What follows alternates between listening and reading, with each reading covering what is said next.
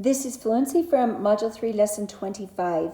We're going to be looking at factors and multiples in this, mostly factors. We're going to start right here. Which number has 10 as a factor? If you think about it, that should have been really obvious right from the beginning, because any number that has 10 as a factor, or something you would multiply 10 by to equal another number, then you're going to have something ending in 0. So our answer there would obviously be 40. All right, which number here, or numbers, have 6 as a factor? So what you're going to have to think of is your multiplication facts. Which numbers include 6 times a certain number to equal the numbers that we have listed here, which are 40, 64, 54, and 42. So you could look at 40 and think, does 6 go into 40 evenly? No, it does not. How about 64? No, it does not. How about 54? 54 would be a yes, because we know that 6 times 9 is equal to 54. How about 42? And 42 again would be a yes, because we know that 6 times 7 is equal to 42.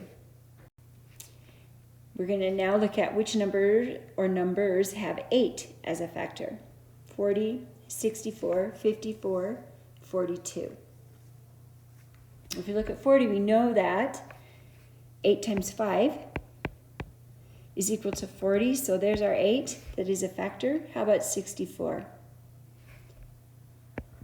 64 is 8 times 8.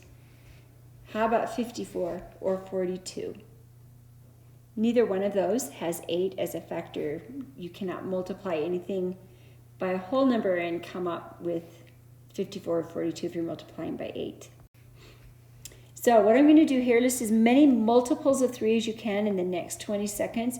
Basically, you're going to write as quickly as you can. You're going to be counting by 3. So I'm going to start you, and I will let you know when your time is up. All right, begin.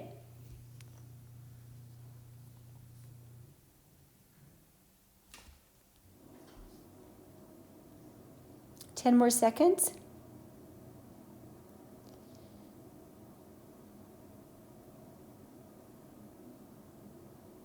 Alrighty, stop. Either put your pencil or your marker down, whichever one you were using. So you could have been going 3, 6, 9, 12, 18. Oops, I forgot one. 15. That was a mistake. 18, 21, 24, 27, 30.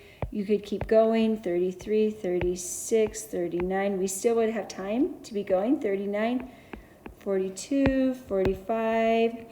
48, 51, 54. You could see, you could keep going there. Alrighty. Last thing, list the factors of 3. This is different. What numbers can you multiply together to equal 3? If you remember back to our lesson on prime numbers, you'll know that 3 is a prime number. So really there are only 2 factors for 3. And those are 1 and 3. Because 1 times 3 is equal to 3. All right, good work. That's the end of Fluency for today.